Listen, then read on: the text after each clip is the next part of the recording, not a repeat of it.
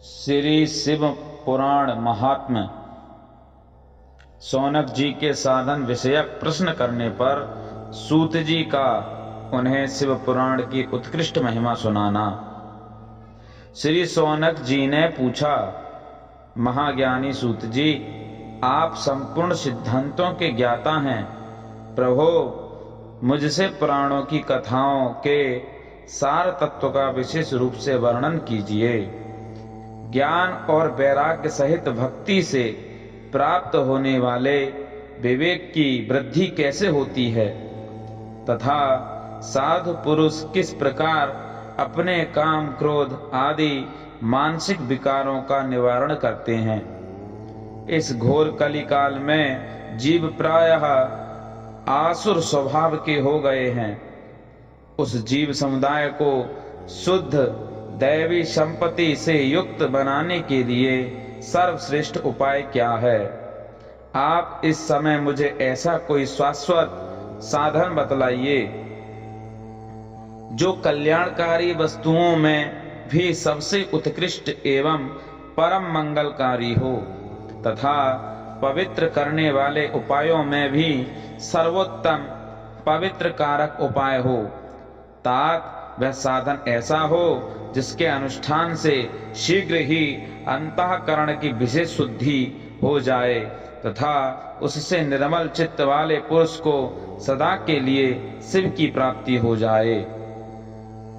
श्री सूत जी ने कहा, हे मुनि श्रेष्ठ शौनक, तुम धन्य हो, क्योंकि तुम्हारे हृदय में पुराण कथा सुनने का विशेष प्रेम एवं लालसा है। इसलिए मैं शुद्ध बुद्धि से विचार कर तुमसे परम उत्तम शास्त्र का वर्णन करता हूँ। वत्स, वह संपूर्ण शास्त्रों के सिद्धांत से संपन्न, भक्ति आदि को बढ़ाने वाला तथा भगवान शिव को संतुष्ट करने वाला है।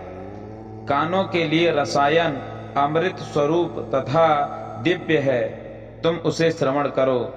मुने, वह परम उत्तम शास्त्र है शिव पुराण, जिसका पूर्व काल में भगवान शिव ने ही प्रवचन किया था। यह काल रूपी सर्प से प्राप्त होने वाले महान त्रास का विनाश करने वाला उत्तम साधन है।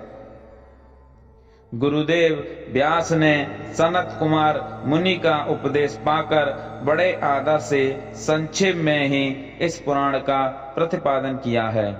इस पुराण के प्रणयन का उद्देश्य है कलयुग में उत्पन्न होने वाले मनुष्यों के परम हित का साधन। यह शिव पुराण परम उत्तम शास्त्र है। इसे इस भूतल पर भगवान शिव का वांगमय स्वरूप समझना चाहिए और सब प्रकार से इसका सेवन करना चाहिए।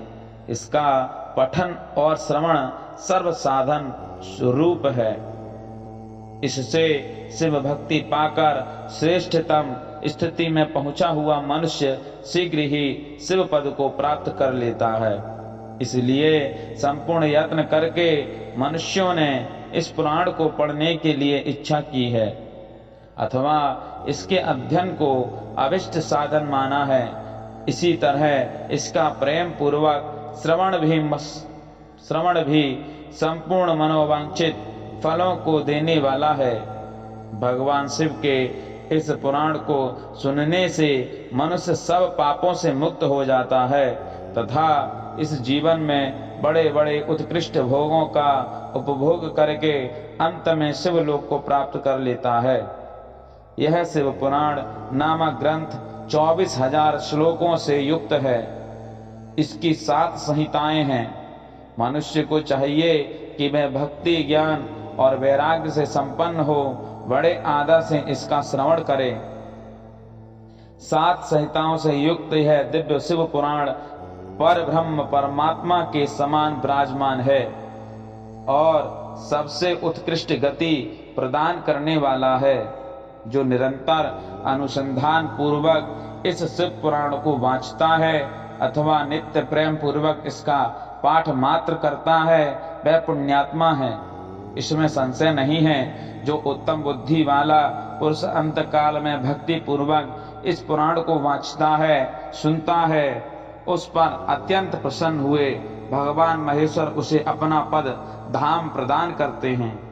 जो प्रतिदिन आदर पूर्वक इस शिव पुराण का पूजन करता है, वह इस संसार में संपूर्ण भोगों को भोग कर अंत में भगवान शिव के पद को प्राप्त कर लेता है। जो प्रतिदिन आलस्य रहित हो रेशमी वस्त्र आदि के वेष्टन से इस पुराण का सत्कार करता है, वह सदा सुखी होता है। यह शिव पुराण निर्मल तथा भगवान शिव का सर्वस्व है। जो इहलोक और परलोक में भी सुख चाहता हो, उसे आदर के साथ प्रयत्न पूर्वक इसका सेवन करना चाहिए। यह निर्मल एवं उत्तम शिव पुराण धर्म, अर्थ, काम और मोक्ष स्वरूप चारों पुरुषार्थों को देने वाला है। अतः सदा प्रेम पूर्वक इसका श्रवण एवं विशेष पाठ करना चाहिए। बोलो शंकर भगवान की जय।